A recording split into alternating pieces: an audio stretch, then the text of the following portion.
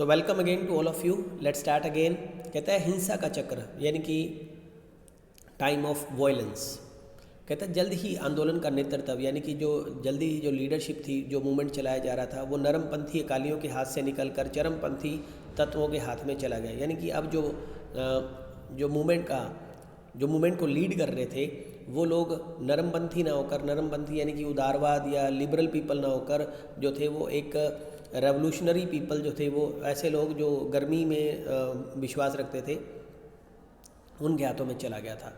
आंदोलन इस शस्त्र विद्रोह का रूप लिया, यानी कि अब इस आंदोलन के अंदर जो था वो शस्त्रों से काम लिया जा रहा था। उग्रवादियों ने अमृतसर स्थित सिखों के तीर्थ स्वर्ण मंदिर को अपना मुख्यालय बनाया, यानी कि जो स्वर्ण मंदिर था उसको हेडक्वार्टर बना लिया गया था जो उग्रवादी थे उस समय में, और स्वर्ण मंदिर एक हथियारबंद किले में तब्दील हो गया था। यानी कि उस समय अगर हम बात करते हैं तो स्वर्ण मंदिर जो था वो मेन एक मुख्यालय बना लिया गया था या हेडक्वार्टर बना लिया गया था, और जिसे कि पूरे किले में तब्दील कर दिया था, हथियारबंद किले में तब्दील कर दिया गया था। 1984 के जून माह में भारत सरकार ने ऑपरेशन ब्लू स्टार चलाया। प्लीज़ इसे अच्छे से याद कर लीजिए भी। 1984 के जून में भारत सरकार द्वारा, उस समय हमारे देश की जो प्रधानमंत्री थी वो इंदिरा गांधी थी, तो इंदिरा गांधी ने इस सारे उग्रवाद को ख़त्म करने के लिए एक ऑपरेशन चलाया था, जिस ऑपरेशन का नाम था ब्लू स्टार ऑपरेशन। एग्ज़ाम में पूछ लिया जाता है। यह स्वर्ण मंदिर में की गई सैनिक कार्रवाई का कूट नाम था, यानी कि ये एक नाम रखा गया था। जो भी मिलिट्री एक्टिविटी उस समय की सरकार के द्वारा की गई थी, ये उसका एक सीक्रेट नाम रखा गया था। इस सैन्य अभियान में सरकार ने उग्रवादियों को तो सफलतापूर्वक मार भगाया, लेकिन सैनिक कार्रवाई में ऐतिहासिक स्वर्ण मंदिर को क्षति पहुंची। यानी कि आप देख सकते हैं कि जब आमने सामने से फायरिंग हुई तो स्वर्ण मंदिर के जो परिसर था उसको बहुत ज़्यादा नुकसान हुआ। इसमें सिखों की भावनाओं को गहरी चोट लगी। भारत और भारत से बाहर बसे अधिकतर सिखों ने सैन्य अभियान को अपने धर्म विश्वास पर हमला माना। मतलब न केवल भारत में, यानी कि भारत से बाहर विदेशों में भी इस भारत सरकार के किए गए इस कार्य ने उनके दिल पर चोट पहुंचाई, या उनकी भावनाओं को जो है इससे बहुत ही ज़्यादा गहरी चोट लगी और उन्होंने इसे अपने धर्म विश्वास पर हमला माना। इस बातों से उग्रवादी और चरमपंथी समूहों को और भी ज़्यादा बल मिला। यानी कि अब जो कट्टर लोग थे, जो उग्रवादी लोग थे, उन्होंने इसे अपने धर्म पर चोट को, इस चीज़ को अपने धर्म की चोट मान लिया। कुछ और त्रास घटनाओं ने पंजाब की समस्या को एक जटिल रास्ते पर ला खड़ा किया। प्रधानमंत्री इंदिरा गांधी 31 अक्टूबर 1984 के दिन अपने आवास के बाहर अपने अंगरक्षकों ने उनकी हत्या कर दी। यानी कि अब ये डेट एक और है जिसको आपने याद रखना है भी। 31 अक्टूबर 1984 के दिन जो हमारे देश की प्रधानमंत्री थी, जिन्होंने ब्लू स्टार ऑपरेशन को जो था वो चलाया था, और जिससे कि सिखों ने अपनी भावनाओं पर चोट माना था। अब जवाब में उन्हीं के दो अंगरक्षक, उस समय बेअंत सिंह और सतवंत सिंह, दो उनके बॉडीगार्ड थे। अंगरक्षक मतलब जो उनके बॉडीगार्ड थे, वो ब्लू स्टार ऑपरेशन का बदला लेना चाहते थे।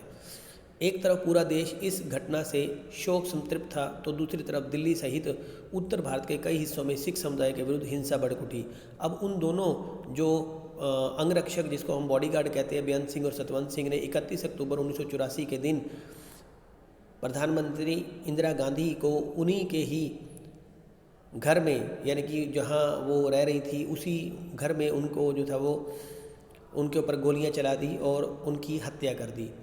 इस वजह से भारत में सिख समुदाय के विरुद्ध हिंसा भड़क उठी और दिल्ली सहित भारत के बहुत सारे हिस्सों में ये हिंसा भड़की थी।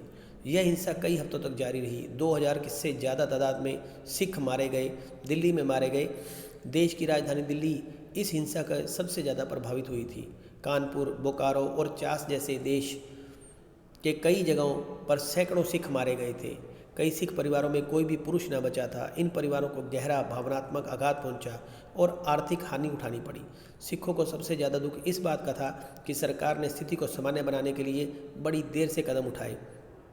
साथ ही हिंसा करने वाले लोगों को कारगर तरीके से दंड भी नहीं दिया गया था। मतलब सिख इस बात से बहुत ज़्यादा आहत थे कि सरकार के द्वारा उस समय कोई भी ऐसे काम नहीं किए गए और खुलेआम जो कत्लेआम चल रहा था, अगर हम कह सकते हैं, उस समय की स्थिति को संभाला नहीं गया।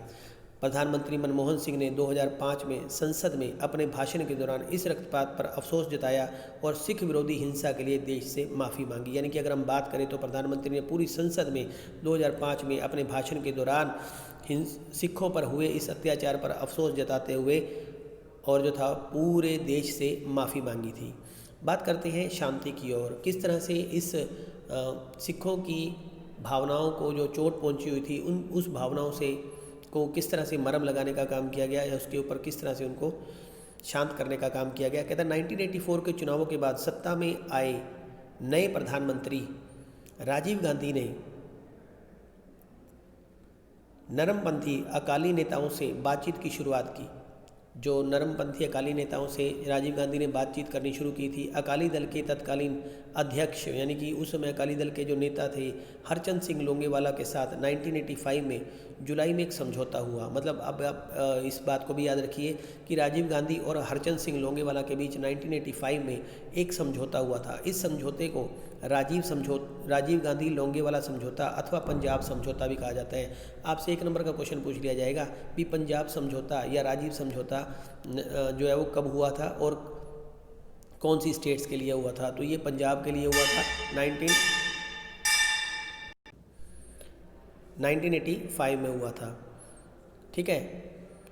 समझौता पंजाब में अमन कायम करने की दिशा में एक महत्वपूर्ण कदम था। इस बात पर सहमति हुई कि चंडीगढ़ पंजाब को दे दिया जाए और पंजाब तथा हरियाणा के बीच सीमा विवाद को सुलझाने के लिए एक अलग आयोग की नियुक्ति की जाएगी। मतलब एक अलग आयोग बनाया जाएगा जिसमें कि चंडीगढ़ पंजाब को दे दिया जाएगा और एक अलग जो है वो कमीशन बनाया जाएगा। समझौते में यह भी तय हुआ था कि पंजाब हरियाणा राजस्थान के बीच रावी ब्यास के लिए पानी के बंटवारे के बारे में फैसला करने के लिए एक ट्रिब्यूनल यानी कि न्यायाधिकरण बिठाया जाएगा और समझौते के अंतर्गत सरकार पंजाब में उग्रवाद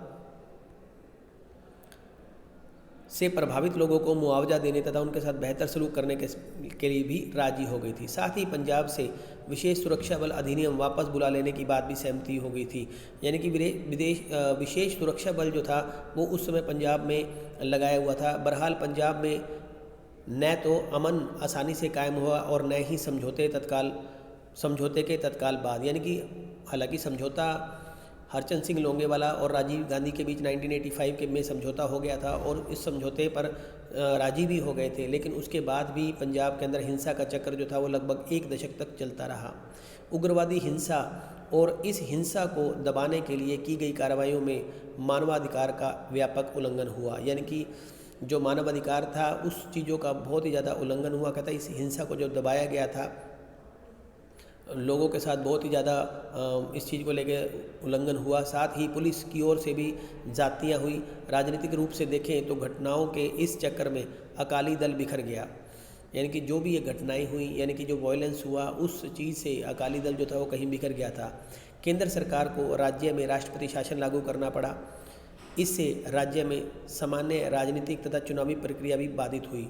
संशय और हिंसा से भरे माहौल में राजनीतिक प्रक्रिया फिर से पटरी पर लाना आसान काम नहीं था। 1992 में पंजाब में चुनाव हुए तो महज 24% मतदाताओं ने ही वोट डाले। बात कर रहे हैं 1992 में जब पंजाब में चुनाव हुए तो महज 24% मतदाताओं ने ही वोट डालने के लिए आए।